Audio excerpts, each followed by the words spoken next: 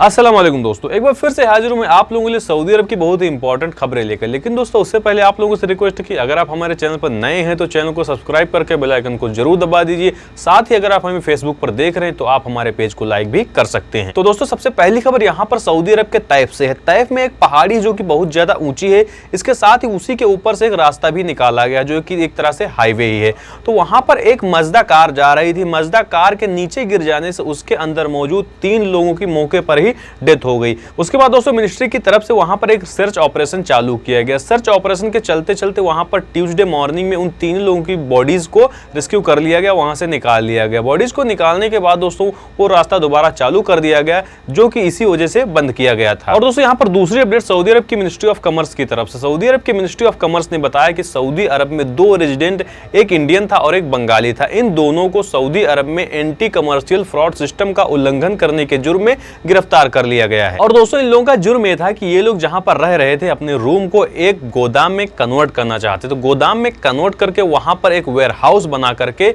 वहां पर ये लोग सड़ा गोश्त रखने वाले थे। तो मैं आपको बता दूं, अगर आप ऐसा करते हैं तो सऊदी अरब की मिनिस्ट्री ऑफ कॉमर्स के पास एक रूल बनाया गया है एंटी कमर्शियल फ्रॉड सिस्टम, जो कि इसके खिलाफ माना जाता है। तो दोस्तों इस चीज का उल्लंघन करने के जुर्म में इन लोगों को 3 महीने की जेल प्लस इनके ऊपर फाइन लगाया गया है, प्लस ये लोग सऊदी अरब से हमेशा के लिए डिपोर्ट कर दिए गए हैं। और मिनिस्ट्री ने यह भी बताया कि अब ये लोग काम करने के लिए सऊदी अरब में कभी नहीं आ सकते। इसके साथ साथ दोस्तों मिनिस्ट्री ने यह भी क्लियर कर दिया है कि इन लोगों का नाम सऊदी अरब के 2 न्यूज़पेपर में डिफेम किया गया है, इन लोगों के खुद के खर्चे पर। यहां पर मैं खुद के खर्चे की बात इसलिए कर रहा हूं कि जैसा कि आपको मालूम है कि अगर आप सऊदी अरब में किसी क्राइम में पकड़े जाते हैं और आपको ऐसी सजा होती है कि आपको डिफेम किया जाएगा, तो अगर आपको डिफेम करने में आपकी खबर चलाने में किसी भी न्यूज़पेपर में या फिर किसी भी चैनल पे आपकी खबर चलाने में जो खर्चा आएगा वो खर्चा आपको खुद ही पे करना पड़ता है। इसीलिए मैंने बताया कि इनके खुद के खर्चे पर इनको डिफेम किया गया है। और दोस्तों यहाँ पर दूसरी अपडेट सऊदी अरब की मिनिस्ट्री ऑफ लेबर की तरफ। सऊदी अरब की मिनिस्ट्री ऑफ लेबर ने बताया है कि अगर आप एक कंपनी में या फिर आप एक कफिल के पास जाते हैं और अगर ये 3 चीजें आपको पहले ही दिन नहीं प्रोवाइड कराई जाती हैं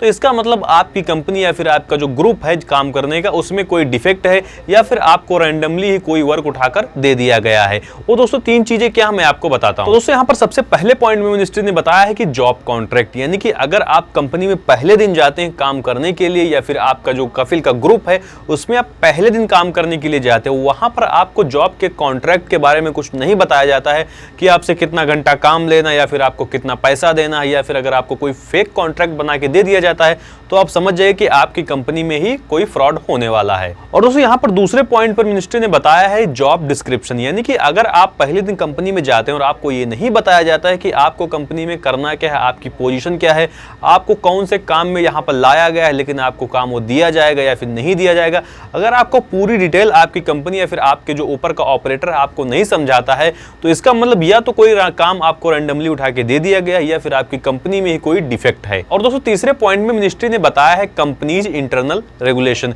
यानी कि अगर आप जहां पर काम करने जाते हैं और पहले दिन आपकी कंपनी के आपके जो इंटरनल रेगुलेशन है उनके बारे में नहीं बताया जाता है कि आपकी कंपनी की प्राइवेसी पॉलिसी क्या है, यहां पर आप क्या नहीं कर सकते या फिर क्या कर सकते हैं, ये चीजें अगर आपको नहीं बताई जाती तो आप समझ लीजिए कि आपकी कंपनी ही कोई डिफेक्ट कंपनी है या फिर वहां पर आपका काम जो है कोई रैंडमली उठा के दे दिया गया है, आप जिस योग्यता के लिए आए हैं वो काम आपको नहीं दिया गया है। और दोस्तों यहाँ पर दूसरी अपडेट सऊदी अरब के जद्दा शहर की पुलिस की तरफ। सऊदी अरब की जद्दा पुलिस ने बताया है कि एक स्पेनिश रेजिडेंट यानी इकामा होल्डर सऊदी अरब में काम कर रहा था और उसको कहीं अननोन सोर्सेस से बहुत सारी फंडिंग आ रही थी और वो जितना पैसा आ रहा था वो सारे पैसे को अपनी कंपनी के अकाउंट में ही जमा कर रहा था। और दोस्तों उसको उस टाइम पे गिरफ्तार किया गया जिस टाइम वो सारा का सारा पैसा सऊदी अरब से बाहर भेजने वाला था। उसके पास 3 लाख रियाल से ज्यादा का कैश बरामद किया गया है और उसके साथ साथ दोस्तों अब उसको पब्लिक प्रोसिक्यूशन के हवाले कर दिया गया है। और दोस्तों यहाँ पर अगली अपडेट सऊदी अरब की फैमिली विजिट वीजा के बारे में। सऊदी अरब की जवाजात ने बताया है कि अगर आप अपने फैमिली विजिट वीजा को इलेक्ट्रॉनिकली रिन्यू करते हैं